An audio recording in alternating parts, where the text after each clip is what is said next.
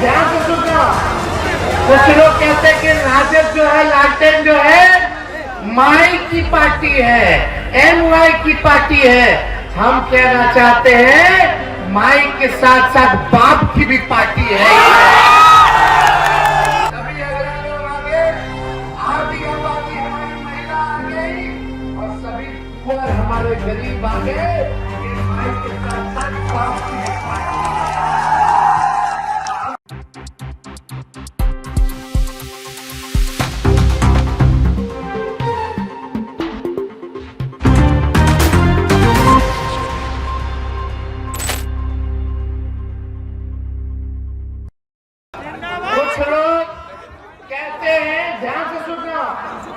कुछ लोग कहते हैं कि राजद जो है, लालटेन जो है माई की पार्टी है, एनवाई की पार्टी है।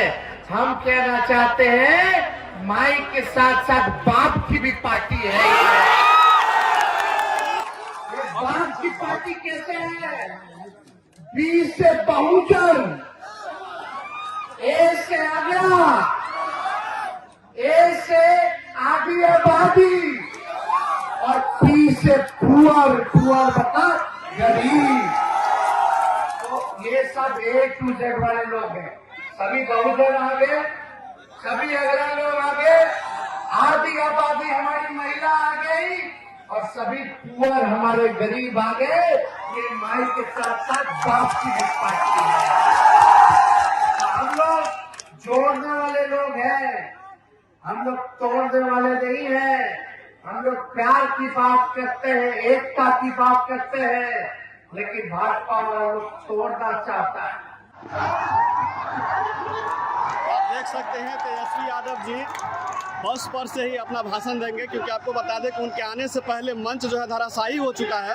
और इसी को लेकर के माननीय तेजस्वी यादव जी अभी जो है अपने जन विश्वास यात्रा के जो संबोधन करेंगे वो सीतामढ़ी हवाई अड्डा से। आप देख सकते हैं लाइव भीड़ इतनी है कि यहाँ पर कुछ भी बताने को मन नहीं कर रहा है, क्योंकि इतना ज़्यादा भीड़ हो चुका है।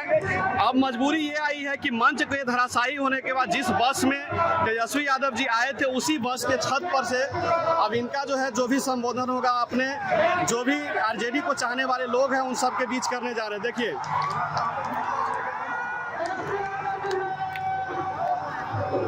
ठीक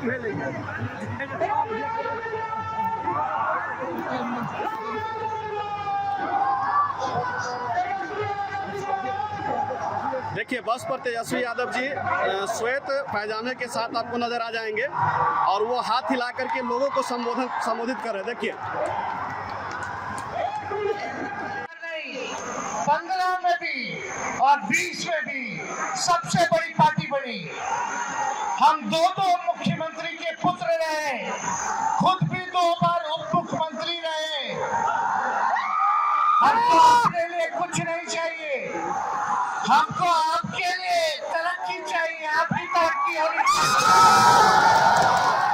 बिहार का विकास होना चाहिए, बिहार विकसित राज्यों में गिना जाए, इसकी लड़ाई हमको लड़ना है। मेरा मानना है कि बेरोजगारी जो है सबसे बड़ा दुश्मन है और इसी मैदान में, इसी हवाई अड्डे मैदान में आप सब लोगों से हमने वादा किया था कि अगर आप हमको मुख्यमंत्री बनाइएगा तो बिहार के नौजवानों को 10 लाख सरकारी नौकरी हम देंगे।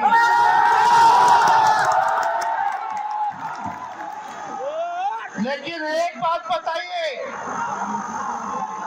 आप सब लोग मेरा इस लड़ाई में साथ दीजिएगा कि दोनों हाथ उठा करके बताइए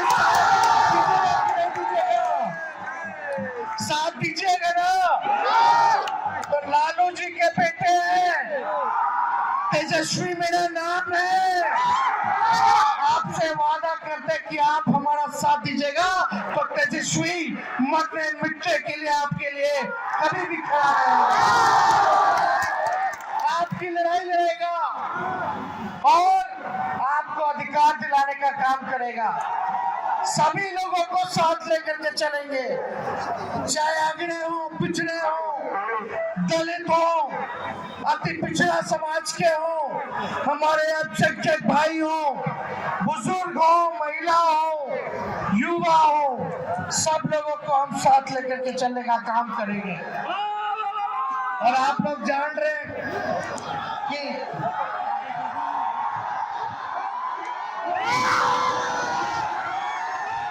बिहार के मुख्यमंत्री हमारे लिए पहले भी आ करते थे, अभी भी है, और हम कल भी उनको आदरणीय मानेंगे, लेकिन चाचा जी फिर से पलटे।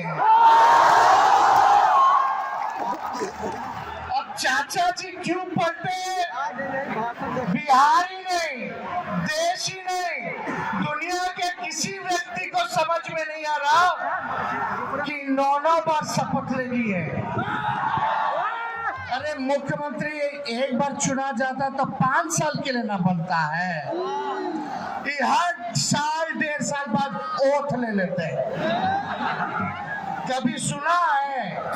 अरे भाई 20 से 25 तक एक बार शपथ में काम हो जाता, ये तो 1 साल में 3 बार ले ली है, एक ही टर्म में 3 बार ले ली। बताइए कभी हुआ ऐसा? तो माननीय मुख्यमंत्री जी का पुराने सोच के है, पुराने ख्यालात हैं, तीसरी नंबर की पार्टी रह गए हैं, उसको इस बात की पीड़ा है। लेकिन अब मुख्यमंत्री जी से बिहार चलने वाला नहीं है, नीतीश जी से अब बिहार चलने वाला नहीं है। बताइए चलेगा उनसे? अरे जोर से बताइए, चलेगा? नहीं चलेगा ना। तो आप लोग समझ रहे हैं उनका कोई विजन नहीं है, वो थके हुए हैं, उनका कोई विजन नहीं है बिहार चलाने का, और कोई रीजन भी नहीं है कि गठबंधन क्यों बदल ली है। विजन नहीं और ना कोई रीजन है गठबंधन बदलने का।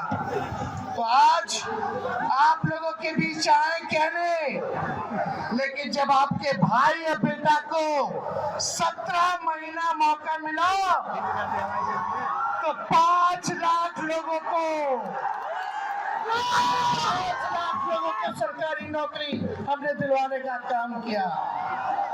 और वही मुख्यमंत्री जी जो चुनाव में बोलते थे, सबसे पहले एक सवाल हम पूछे, आप सबसे पूछे, ईमानदारी से बताइएगा, सबसे पहली बार आपने किसके मुंह से सुना था 10 लाख सरकारी नौकरी देने का? सुनाई नहीं दे रहा? जोर से बताइए किसके मुंह से? तेजस्वी के मुंह से सुना था कि नहीं सुना था? उस समय जब हम बोले कि 10 लाख सरकारी नौकरी देंगे तो बिहार के मुख्यमंत्री क्या बोलते हैं? पैसा कहां से आएगा? अपने बाप के पास से पैसा लाके देगा। अरे उप मुख्यमंत्री रहते हुए 5 लाख लोगों को नौकरी दे सकते हैं, तो जैसे आप हमको आशीर्वाद दीजिएगा, ताकत दीजिएगा, तो समझ लीजिए कितने लोगों को सरकारी नौकरी हम बोलते थे मुख्यमंत्री जी की असंभव है, हो ही नहीं सकता। जो मुख्यमंत्री असंभव कह रहा था उसको भी हमने संभव करवा करके नियुक्ति पत्र बंटवाने का काम किया। और कितना सोचिए, एक विभाग में लगातार, एक विभाग में 2 लाख से भी ज्यादा लोगों को एक दिन में हम लोगों ने नियुक्ति पत्र बांटने का काम किया। देश में किसी भी सरकार में ऐसा नहीं हुआ जहां एक साथ 2 लाख लोगों को रोजगार देने का काम किया जा रहा है।